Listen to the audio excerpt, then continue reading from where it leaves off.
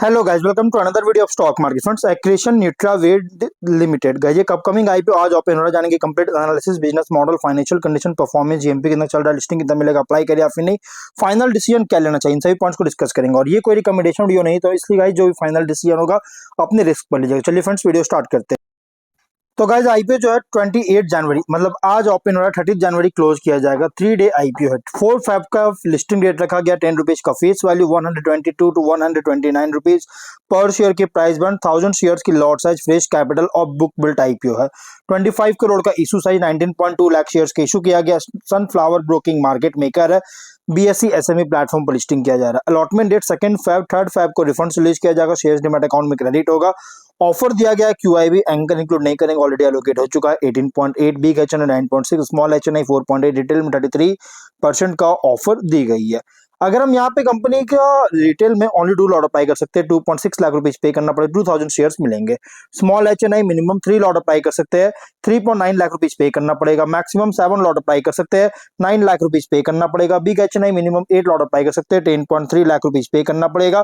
अब वहीं अगर हम बात करें यहाँ पे कंपनी का, अगर हम जीएमपी की बात करेंगे तो कंपनी का जीएमपी 0 रुपीज का, विच मींस कंपनी फ्लैट या तो डिस्काउंट लिस्टिंग करेगा।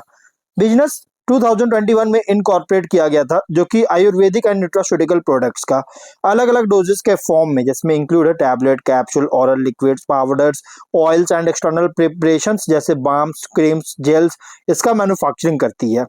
और कंपनी जो है CDMO मतलब contract development and manufacturing organisation, जो कि इस पे एज ऑपरेट कर रही है।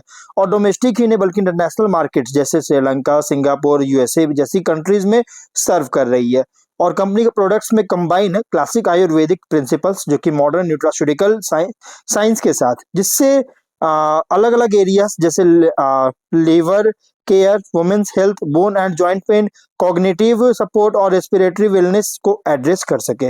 बिजनेस वर्टिकल्स में अगर हम बात करें, डोमेस्टिक सेल्स और मर्चेंट एक्सपोर्ट, जो कि लोन लाइसेंस बेसिस पर किया जाता है, जिसमें टोटल रेवेन्यू का 96.6% का रेवेन्यू जनरेट कर रहा है 25 फाइनेंशियल के अकॉर्डिंग। और डायरेक्ट एक्सपोर्ट से लगभग 38% का रेवेन्यू जनरेट कर रहा है, और जिससे कंसिस्टेंट ग्रोथ शो कर रही है। इसका मैन्युफैक्चरिंग फैसिलिटी जो है गुजरात में है, 10,763 स्क्वायर फीट में फैला हुआ है, जो कि मॉडर्न इंफ्रास्ट्रक्चर के साथ इक्विप्ड है, जिसमें इंक्लूड है 13 एयर हैंडलिंग यूनिट्स और सेपरेट प्रोसेसिंग एरियाज और क्वालिटी कंट्रोल सिस्टम्स। और फैसिलिटी जो है ये GMP, WHO, GMP, FSSC, ISO certified company है। हलाल एफएसएससी लाइसेंस के साथ सर्टिफाइड किया गया। अगर हम बात करें बिजनेस का ओवरऑल, अगर हम देखेंगे तो कंपनी का जो बिजनेस है ना, यहाँ पे अगर देखा जाए तो इसका बिजनेस आयुर्वेदिक और न्यूट्रास्यूटिकल प्रोडक्ट्स का हेल्थ केयर के लिए मैन्युफैक्चरिंग में के बिजनेस में एंगेज है। फाइनेंशियल अगर देखिएगा, जो कि एक हाईली कॉम्पिटिटिव फ्रैगमेंटेड सेगमेंट में ऑपरेट हो रहा है, जिसके कॉम्पिटिटर वॉल पर न्यूट्रिशन और इनफ्लक्स हेल्थ केयर इसके कॉम्पिटिटर है। अब फाइनेंशियल एसेट्स है 16.3 करोड़ का, नेटवर्थ 8.2 करोड़ का, रिजर्व 3 करोड़ का और डेट है 4.4 करोड़ का।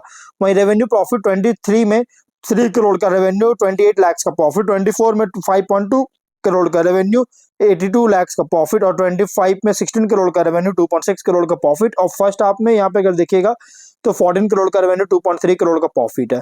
तो फाइनेंशियल अगर यहाँ देखा जाए तो टॉप लाइन और बॉटम लाइन दोनों में ग्रोथ तो देखने को मिल रहा है, बट 25 से जो बॉटम लाइन है ना, ये टॉप लाइन हो या बॉटम लाइन, दोनों में अगर देखिए बहुत ही सरप्राइजिंग बूस्ट हुआ है।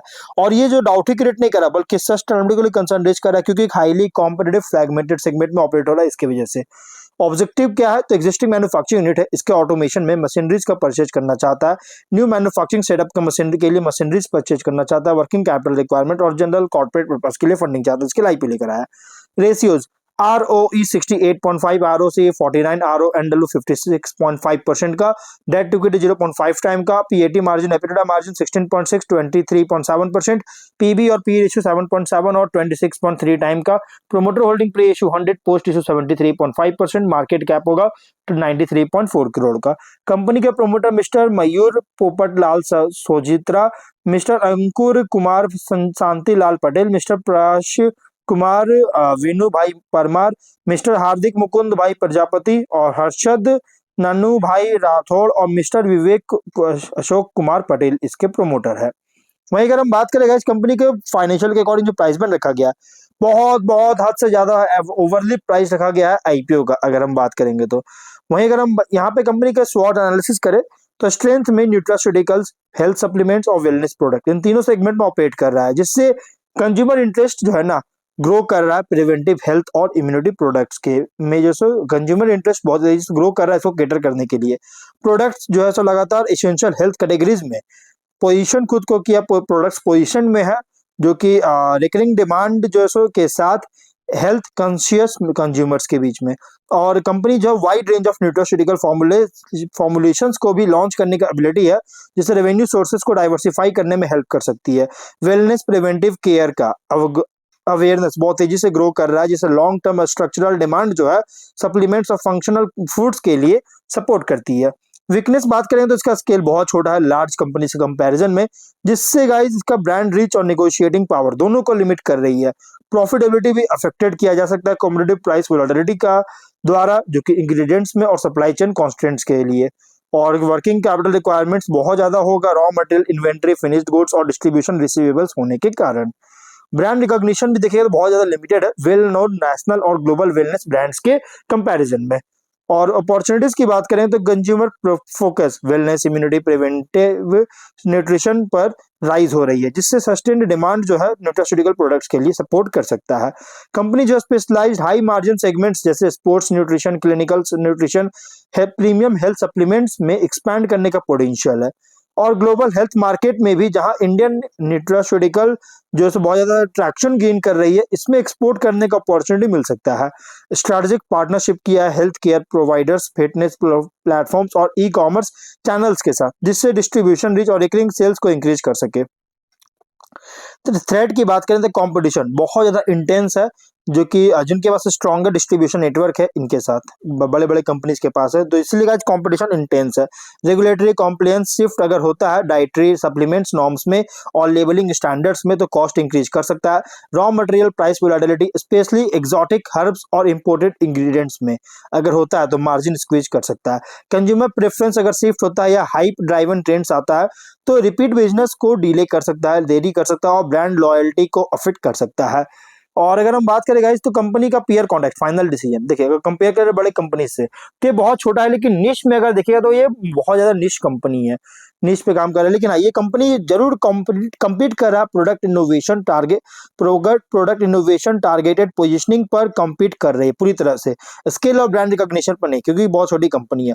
मिड टीयर सप्लीमेंट और वेलनेस प्रोडक्ट फर्म से कंपेयर करें तो product quality, certification, distribution reach पर कम्पीट कर रही है।